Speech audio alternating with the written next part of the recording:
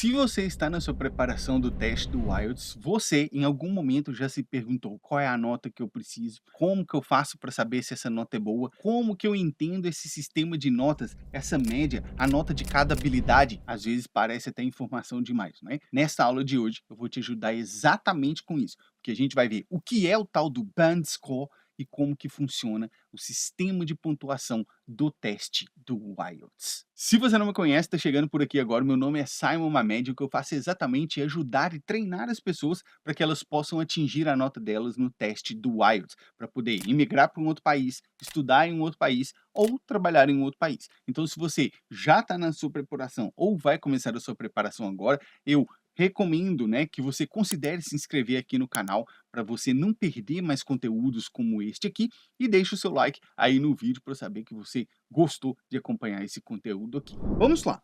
Quando a gente fala, né, de Band Score, o que que vem a ser o Band Score?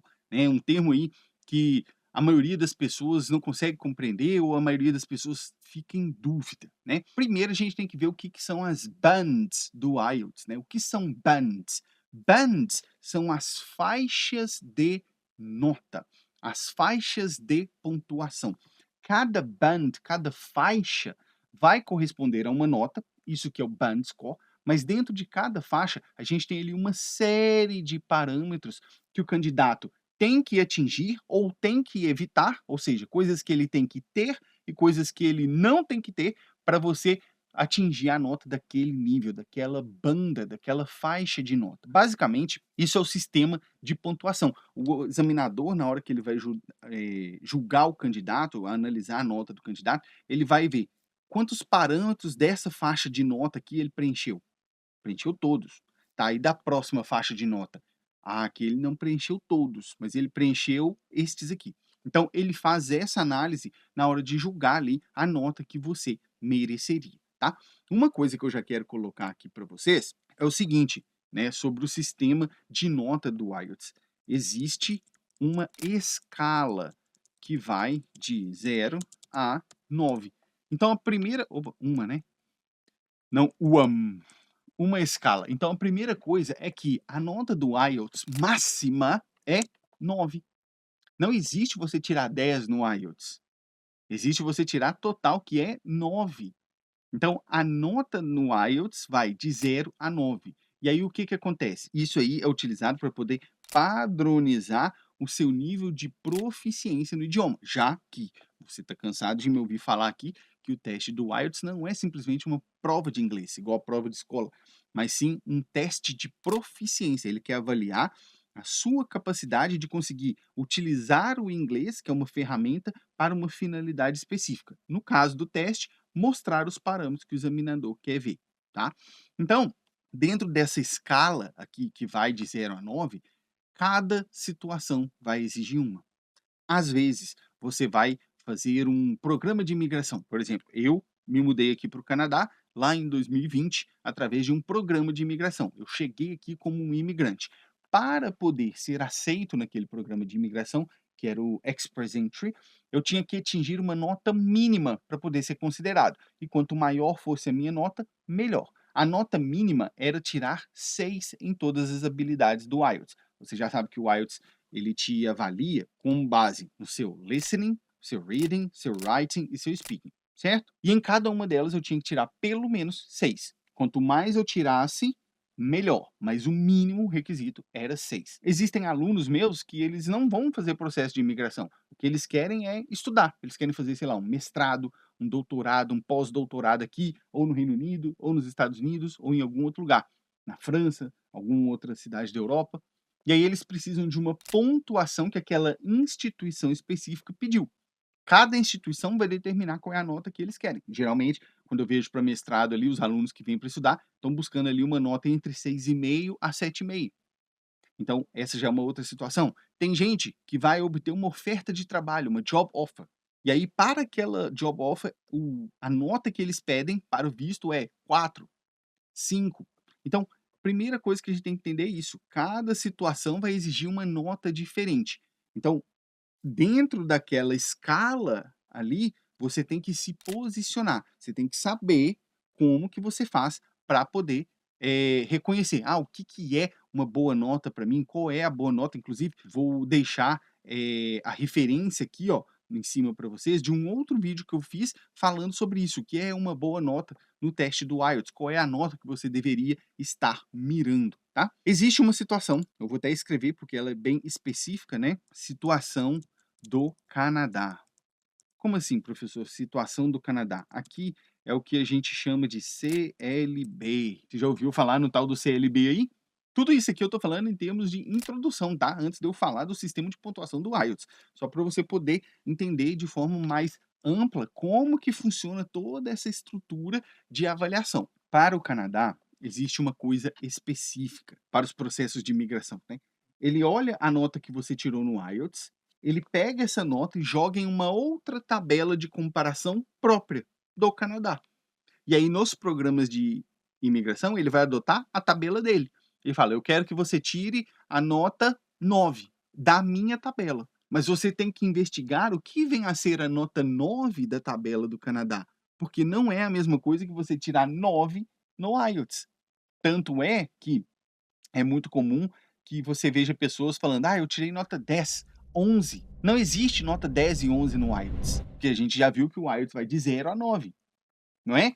Então, o que acontece é que para o Canadá existe esse famoso CLB, que esse CLB é Canadian Language Benchmark, que é uma tabela que eles usam para poder fazer a equiparação entre as notas do IELTS. Por isso que você vê lá o pessoal falando CLB 8, CLB 9, CLB 10, 11, 12, vai até o 12. Vou dar um exemplo para você. CLB 9, que é uma nota aí que muita gente mira quando está fazendo o IELTS para programas de imigração do Canadá, significa você tirar 8 no listening e 7 nas outras habilidades, reading, writing e speaking. Isso é um tal de CLB 9. Conseguiu entender isso aqui? Sim ou não? Tranquilo, né? Muito bem. E aí, a gente passa para o cálculo da sua nota na hora da prova. Como é que será que o examinador faz o cálculo da sua nota? Vamos lá ver. Primeira coisa que você tem que entender é que cada etapa da prova, cada sessão da prova, tem uma forma própria de avaliação. Por exemplo, o listening e o reading são objetivos. O que significa isso? No listening e no reading, você não tem como discutir muito. Ou você acertou, ou você errou a questão. Pronto. Porque a resposta é objetiva, existe uma tabela, ela é objetiva, não tem como você sair daquilo ali. Só para poder exemplificar para você, eu vou mostrar aqui uma tabela do listening e uma tabela do reading. Olha só, no teste do listening, né, que é o teste que você faz para testar a sua habilidade de ouvir, né, tem aqui, ó, as notas, os band scores que você pode tirar e tem aqui o número de questões que você precisa acertar para tirar essa nota. Por exemplo, você precisa tirar 4 no listening, então significa que você tem que acertar de 10 a 12 questões. Se você acertar 10, se você acertar 11, se você acertar 12, você vai tirar 4. Se você acertar 13, você já está aqui no 4,5, até o 15. Entende? É assim que funciona o sistema de pontuação do listening. Por exemplo, aquela nota lá, né, que eu falei que o pessoal mira, o CLB 9 para o Canadá. Tem que tirar 8 no listening. Olha lá, no 8 já é uma nota bem alta e a pessoa tem que acertar 35 ou 36 questões, numa prova que tem 40. Então você vê que é um desafio, né? Por isso que a técnica é tão importante na hora da prova, né? Para você conseguir atingir isso aqui com confiança. Essa é a tabela do listening. A gente tem também uma tabela do reading, tem duas na verdade. Essa daqui é a versão do General Training, tá vendo aqui, ó? Eu coloquei aqui a GT, que é a versão do General Training. Existe a versão do Academic, que ela é um pouco diferente dessa aqui. Mas, em termos comparativos, funciona bem para a gente analisar aqui. Por exemplo, para a pessoa tirar 7 no reading, significa que ela tem que acertar 34 ou 35 questões na prova do Reading General Training. Aí ela tira 7, entende? E assim por diante. Então, esse aqui é o sistema de gradação do listening e do reading. Agora, o writing e o speaking são subjetivos. eles são subjetivos. O que significa dizer isso?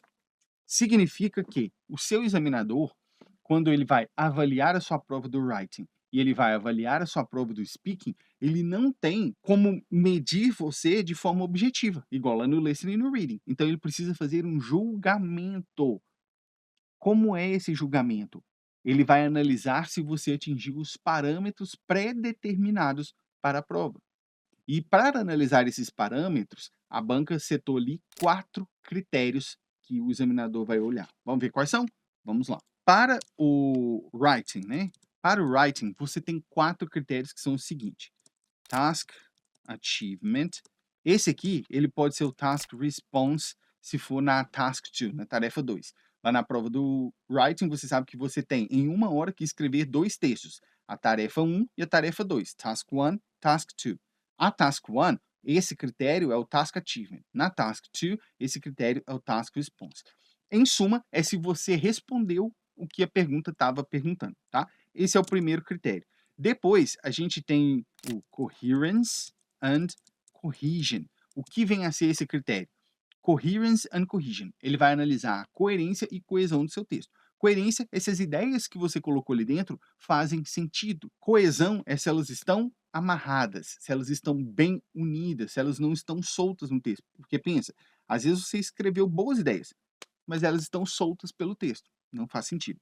Depois a gente tem aqui o grammatical range and accuracy. O que é isso? Grammatical range and accuracy. Esse é o critério onde a gramática é analisada, tá? Grammatical range é o alcance gramatical. Ou seja, quantas estruturas gramaticais você conhece. É o alcance. Qual é o tamanho do alcance gramatical que você consegue demonstrar? Você conhece apenas poucas estruturas? Ou você conhece muitas estruturas gramaticais?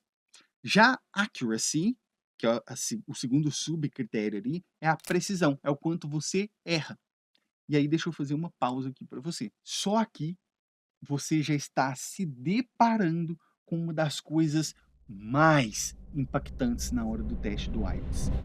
Por quê? Esse critério aqui, que é Grammatical Range and Accuracy, tem 2 subcritérios, né? O alcance gramatical, que são quantas estruturas você consegue demonstrar que conhece, e Accuracy, que é o quanto você erra. Se você não errar muito, sua accuracy tá beleza, né?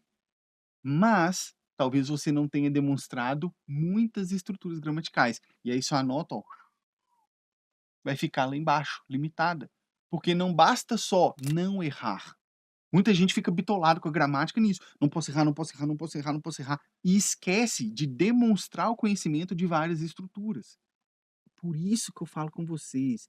Você tem que aprender as técnicas da prova. Você tem que aprender a entregar para o examinador os parâmetros que ele quer ver. Não basta você ir para a prova com aquela ideia, eu vou fazer o máximo para não errar. Você não vai atingir a nota que você quer. O IELTS não é um teste de inglês, ele é um teste de proficiência em inglês. O examinador espera que você mostre isso. De que adianta você não errar se você só demonstrou isso aqui de conhecimento? Fez mais que sua obrigação. Agora, quando você demonstra uma ampla gama de estruturas que você conhece, e ali dentro você faz um ou outro erro, isso não é muito mais valioso? Claro que é, entendeu? Aqui você está vendo a importância de se preparar para o IELTS focado nas técnicas da prova, em entregar os parâmetros que o examinador precisa. Beleza? Vamos voltar lá, porque ainda tem mais um critério aqui para o examinador analisar dentro do writing, que é o lexical resource. O que é o lexical resource? Basicamente é o seu vocabulário, tá? Quantas estruturas vocabulares você conhece, se você conhece expressões idiomáticas, sinônimos, palavras avançadas, tudo isso entra aqui dentro, tá? Isso no writing, que é a prova da redação. Quando a gente vai para o speaking, é parecido, mas tem algumas diferenças, tá? Primeira coisa, o primeiro critério que ele vai analisar é o fluency and coherence. Esse é um critério só. Fluency aqui não é a fluência, tipo, eu entendo tudo, eu sou fluente.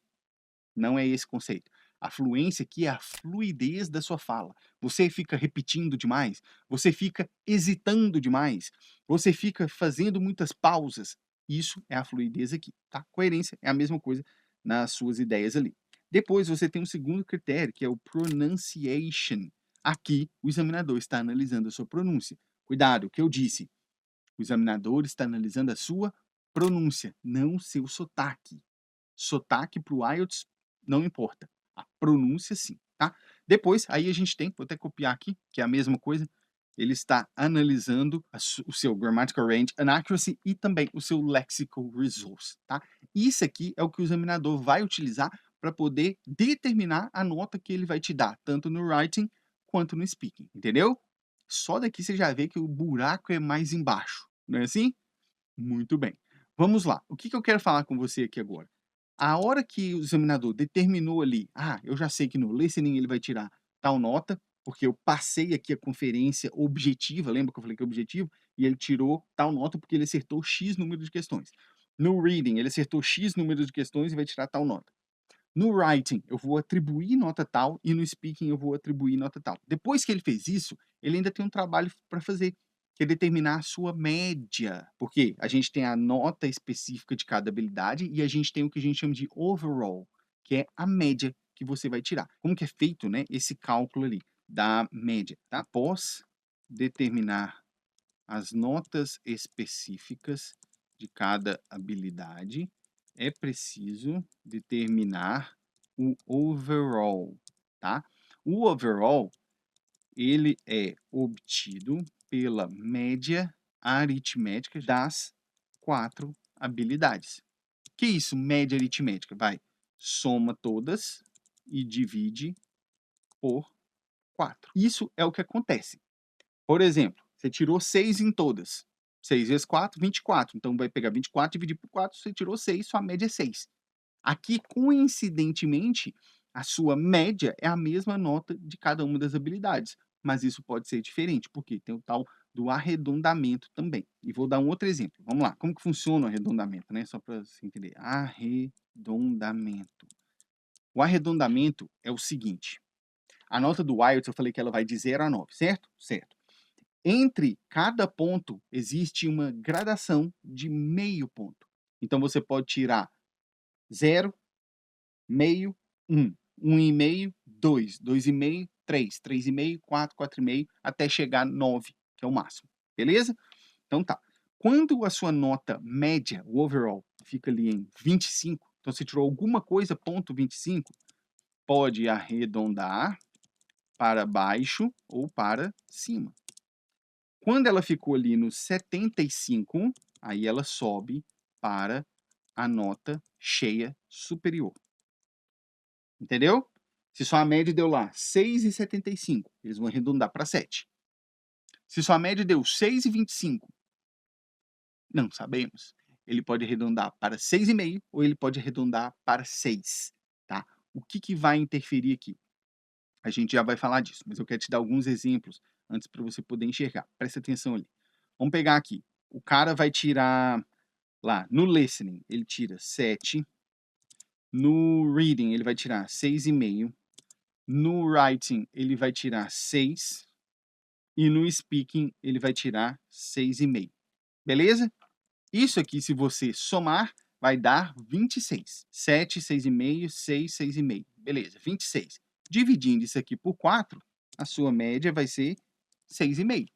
Então, olha lá que a gente já tem um exemplo aqui, ó, que aqui a pessoa tirou individualmente 7, 6,5, 6 e 5,5 em cada uma das habilidades. Mas a média dela, o overall, foi 6,5. Beleza, tranquilo. Agora vamos ver uma outra situação aqui. O cara tirou 7,5 no listening, tirou 6,5 no reading, tirou 6 no writing e 5 no speaking. Foi pior no speaking ali. Isso aqui, ó, 7,5, 6,5, 6, 5. Isso aqui vai dar 25. Dividido por 4, aqui dá o 6,25. Aqui, o 6,25, vou até colocar aqui, ó, 6,25. Só que não tem esse overall, 6,25. Porque lembra que eu falei que a gradação é de meio em meio ponto? Então, ou é 6 ou é 6,5. Então, aqui, ó, a nota final vai ser ou 6 ou 6,5. O que vai determinar aqui? Esse é o critério do examinador. Cada examinador vai julgar sua nota. Tanto é que cabe recurso quanto ao writing e quanto ao speaking. Mas o que o examinador avalia ali? alguns fatores negativos na faixa de nota podem arredondar para baixo ou para cima. Vou te dar um exemplo. Lembra que eu falei lá das estruturas gramaticais?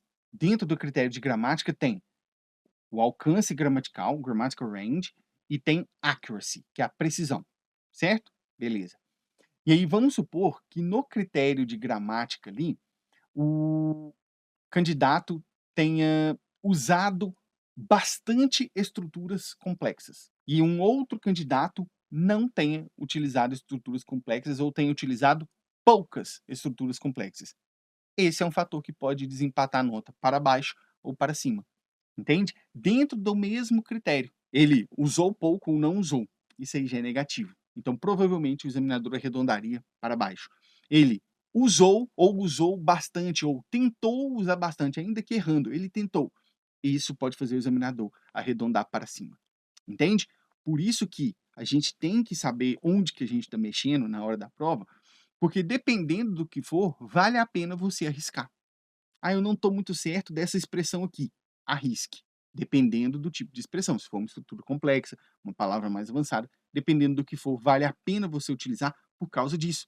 O examinador vai ter indicativos de que você, pelo menos, já teve contato com estruturas mais avançadas e está tentando utilizar. Ao passo que se ele nem tem como deduzir isso, provavelmente ele vai descer sua média ali. Entendeu isso aqui? Tranquilo? Muito bem. Então, é o seguinte, antes de te mostrar agora essas faixas de nota, né, ali dos candidatos e o que cada candidato em cada faixa seria capaz de fazer, eu quero falar aqui para você o seguinte, essa questão de saber a nota, de saber quanto que eu tenho que tirar, acaba levando a uma outra questão, né? Quanto tempo eu vou levar para atingir essa nota, não é? Você provavelmente já se perguntou isso aí durante a sua preparação. Então é o seguinte, eu quero deixar para você um presente.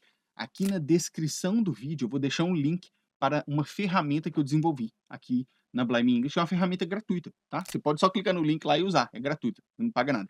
Que é uma calculadora de IELTS. Como assim, calculadora de IELTS, professor? Eu sempre falo para vocês que para a gente poder calcular o tempo que você vai levar de preparação, a gente precisa de 3 fatores. Primeiro, o seu nível atual de inglês. Segundo, a nota que você quer atingir no teste do IELTS. E terceiro, o tempo que você tem para dedicar por dia aos estudos. Com esses 3 fatores, a gente consegue fazer uma conta bem segura do tempo aproximado que você vai levar para estudar. E aí eu desenvolvi uma calculadora gratuita para você poder utilizar. Então vou deixar o link aqui na descrição, depois você vai lá e use a sua calculadora. Aproveite, inclusive, já deixa o seu like aqui nesse vídeo, porque eu estou deixando esse presente para você. E se você não está inscrito ainda, se inscreva aqui no canal para não perder mais conteúdo assim, tá? Bora lá. Existe uma tabela, né, informativa sobre o que cada candidato, ou melhor, cada nível, né, permite o candidato fazer com o idioma. Eu vou te mostrar essa tabela só para a gente poder ter uma noção melhor aqui e desenvolver, né? Então, dá uma olhada aqui, ó. Como eu disse, né, a nota na hora do teste do IELTS, ela vai desde o zero até o 9, né? Então, a gente tem aqui no zero, ó, o candidato, ó, olha aqui, skill level, que é o nível de habilidade, e a description, que é a descrição do que o candidato faz, né? Olha lá, ó, skill level, did not attempt the test. Quer dizer, esse aqui é o cara que nem foi fazer o teste. Ó. The test taker did not answer the questions. Ou ele não respondeu nada, ou ele simplesmente não foi. É o cara que não foi fazer o teste. Ou então ele chegou lá, mas não falou nada, não chegou a fazer nada, nada. Então, obviamente, para ele ali, zero, né? Aqui a gente tem o 1. A gente nem considera ele um usuário do idioma. Por isso que está aqui, non-user, né? Ele nem consegue utilizar o idioma para nada. É tanto lá, ó, the test taker has no ability to use the language except a few isolated words. Ele só sabe algumas palavras avançadas, algumas palavras isoladas. Ele não sabe utilizar o idioma. Então a gente nem considera ele como um usuário, tá? Depois, a gente tem aqui o que a gente chama de intermittent user. O que é esse cara, o intermittent user? Olha lá, the test taker has great difficulty understanding spoken and written English. Esse cara aqui, ele sabe falar palavras simples, mas ele não consegue formar frases completas. Ele tem uma grande dificuldade de compreender o inglês, seja escrito, seja falado. Aí ele só sabe soltar algumas poucas coisas ali, tá? Algumas poucas palavras, beleza?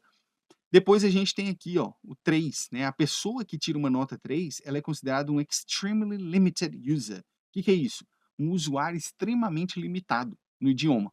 Olha lá. Conveys and understands only general meaning, ou seja, ele só sabe passar e receber informação no nível genérico, general meaning, um significado genérico, in very familiar situations, ou seja, só naquilo que ele já está acostumado, aquelas situações que ele está acostumado. There are frequent breakdowns in communication. O que é breakdown? É falha na comunicação. Ele não consegue falar, ele não consegue entender aquele pedaço que veio de comunicação ou que estava escrito. Não consegue. Extremamente limitado.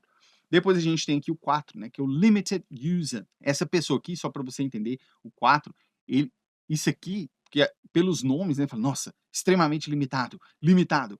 Se assusta, né? Só que esse cara aqui, ó, a pessoa que tira 4, ela já está se aproximando do nível intermediário. Só para você entender. Uma pessoa que está no A1, A2, né, que é os níveis básicos, está chegando próximo ao intermediário, ela provavelmente vai estar aqui no 4, tá? Um usuário limitado. Olha lá. The test taker's basic competence is limited to familiar situations. Ou seja, ele consegue falar com uma certa competência sobre situações comuns ali, né, familiares a ele.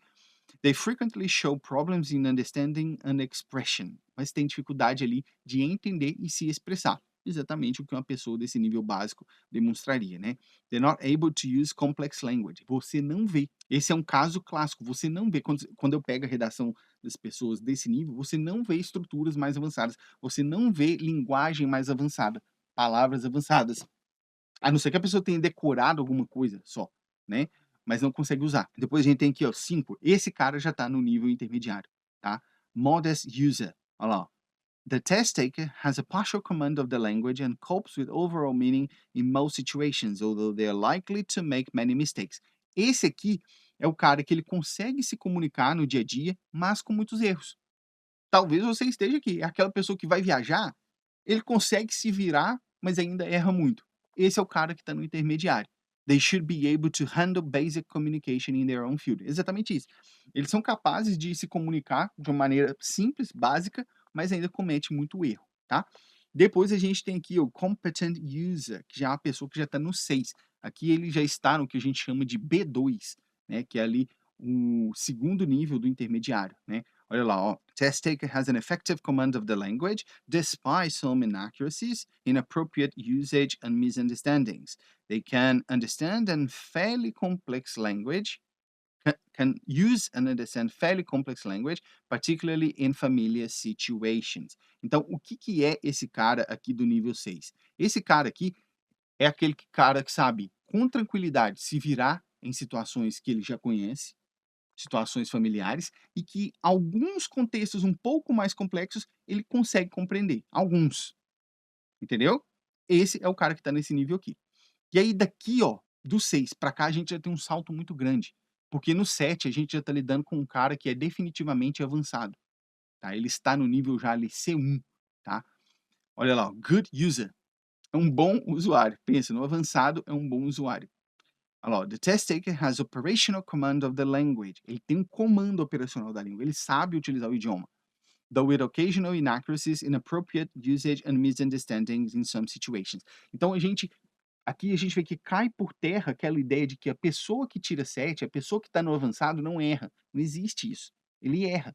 O negócio é a frequência que ele erra e os erros que ele faz, que é totalmente diferente dos caras que estão abaixo aqui, tá? Olha lá, they generally handle complex language well and understand detailed reasoning. O que que é isso aqui? Isso aqui é o mais importante para mim, né? Esse understand detailed reasoning. Eles são capazes de compreender raciocínios mais detalhados, raciocínios mais complexos, tanto a nível de linguagem, se a pessoa estiver usando palavras mais avançadas, quanto a nível de ideias, nível ideológico. O raciocínio mesmo é mais complexo, é algo mais abstrato, algo que lida mais com ideias abstratas. Essa pessoa consegue compreender mais, tá? Depois a gente tem aqui o 8, que é um very good user, um usuário muito bom, né? Esse aqui já está mais próximo do nível do nativo já, tá? Só para você entender. Test taker has fully operational command of the language with only occasional unsystematic inaccuracies and inappropriate usage. Ou seja, os erros desse cara aqui são ocasionais e não é sistemático, não é um negócio que acontece sempre.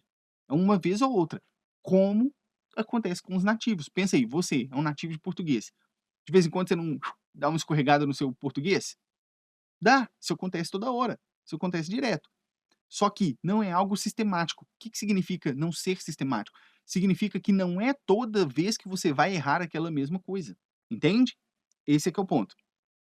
They may misunderstand some things in unfamiliar situations. They handle complex and detailed argumentation well. Que é diferente desse aqui, ó. Aqui eles conseguem lidar com esse raciocínio mais complexo bem. Ó, they can generally handle complex language well and understand detailed reasoning. Aqui eles can handle complex and detailed argumentation well. Então é um outro nível de habilidade aqui. E por fim, a gente tem aqui o cara que está no 9, né, que é o cara que tira total, expert user. The test taker has fully operational command of the language. The use of English is appropriate, accurate and fluent and shows complete understanding. De novo, não significa que essa pessoa aqui não erre, mas é algo muito raro, tá? Pelo menos durante o teste, né? O teste tem um tempo ali, né? Então, esse é o nível de detalhamento aqui para você saber. Agora, presta atenção aqui que eu vou te dizer. Lembra que eu falei que tudo no teste do IELTS é você se preparar com as técnicas da prova para demonstrar os parâmetros? Então pensa que, às vezes, você está estudando ali, você até tem o nível de exposição guiada, né, o nível de contato com o idioma de uma pessoa do nível intermediário, mas você não consegue tirar a nota do intermediário. Por quê? Porque você desconhece as técnicas da prova. Você desconhece como que você vai mostrar para o examinador aquele parâmetro que ele esperava. Por isso que muita gente se surpreende ao falar, por exemplo, nossa, eu estava no avançado, mas eu não tirei uma boa nota. Eu já estava no intermediário, mas eu tirei uma nota muito básica. É isso.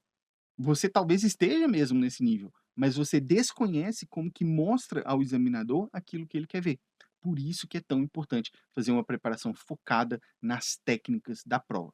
E se você quiser conhecer um pouco mais dessa preparação, eu tenho um curso completo, que é o UIC, o Ultimate IELTS Coaching. Eu vou deixar aqui na descrição o link para você poder entrar em contato comigo, com a minha equipe, para ver se tem vaga aberta neste momento para você já começar a sua preparação para o teste do IELTS. Espero que você tenha gostado e curtido esse vídeo aqui. A gente se vê na nossa próxima aula. Até lá!